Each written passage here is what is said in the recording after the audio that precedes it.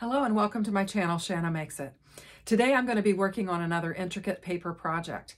One of my subscribers, Michelle Romer, had suggested that if I wanted another intricate paper craft, that in Cricut Designs Space there's a pattern called Victorian Hearse and Coffin.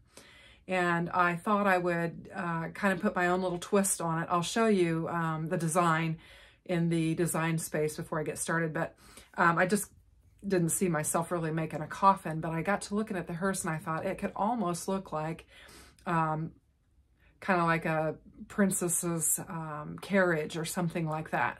So I thought if I changed the colors and didn't cut out the coffin, that I could make it something a little bit more lighthearted. So I'll turn the camera around and I'll show you what the pattern looks like in Design Space. I've cut most of it, all of it out. Actually, I've got a couple pieces laying on my Cricut mat that I'll pull off just to kind of talk about the settings and how easy it is to pull off. But follow me along and let's see how this goes. I haven't put it together, so it could be quite a struggle. So we'll see. Okay, so here it is. It's called Victorian Hearse and Coffin. And it says advanced 2 to 3 hours, and it shows you all the pieces. Now, there's not quite as many pieces in this design as there was in the 3D Valentine's Day Manor that I did. There's the actual coffin part that I'm gonna skip out, but I think it could be really cute as like a carriage. So if you wanna check it out, you can look it up. I actually searched by 3D projects and was able to find it and found several others that I'd like to try. So follow along.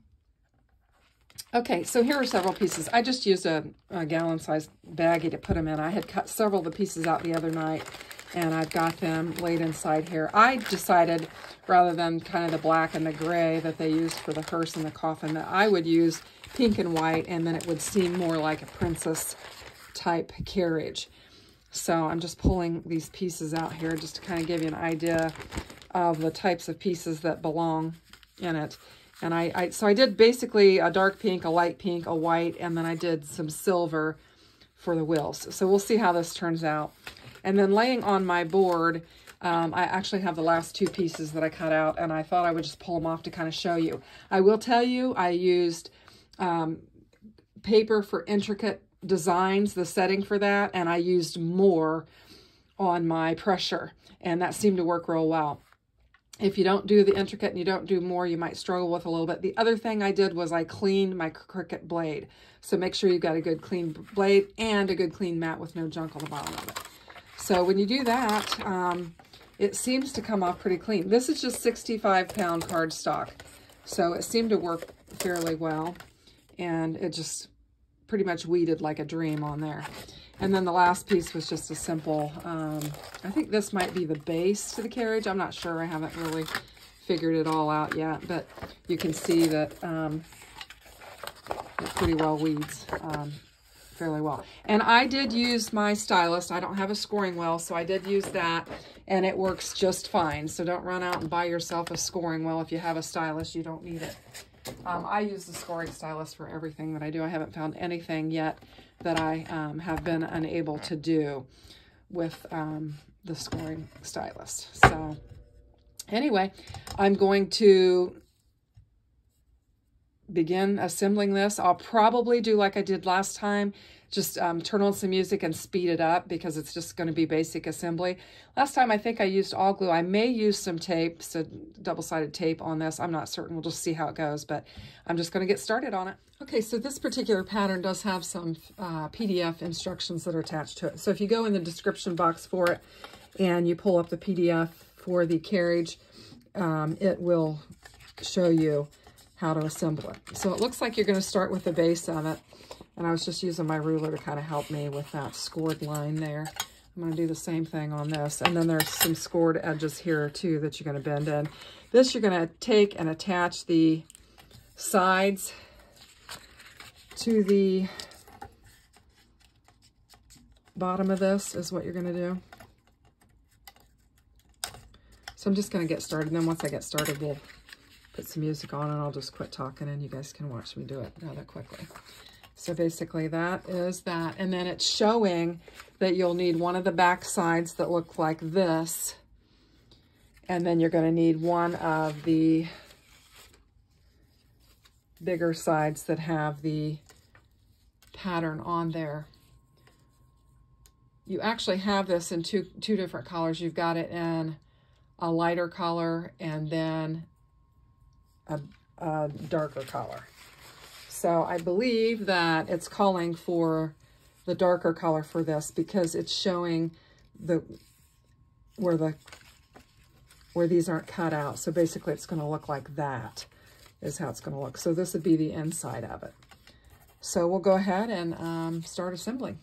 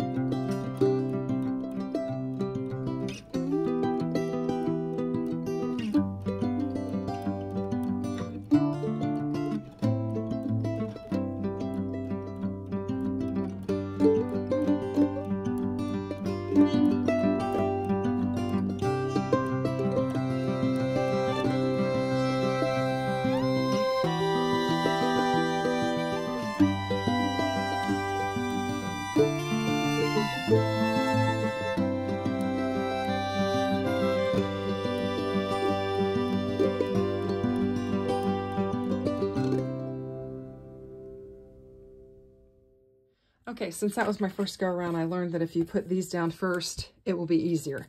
So I'm going to put these down on both the light pink and the dark pink first, and then it'll be easier because I won't be trying to do it while it's attached. So I just wanted to pop on there and tell you that. So be sure and do that first before you assemble it, because I just think it'll be easier to just bend it in while you're not attached, and then flip that up while you're not attached, and then put your two-sided tape on there. So basically just run it across there. So I just want to give you that hint.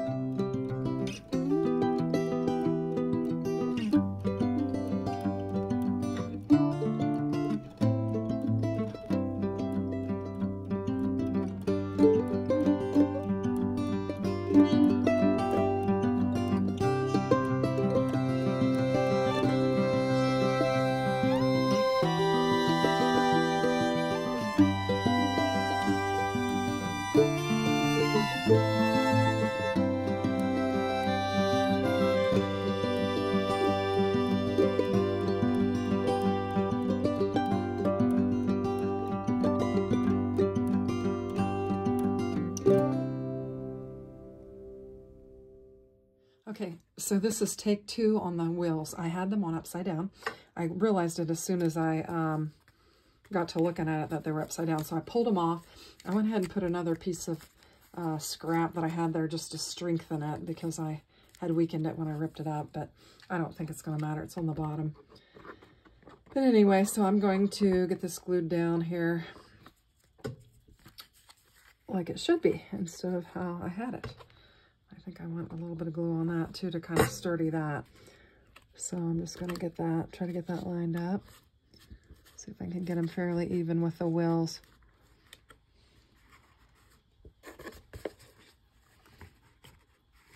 I'll just apply some pressure on there.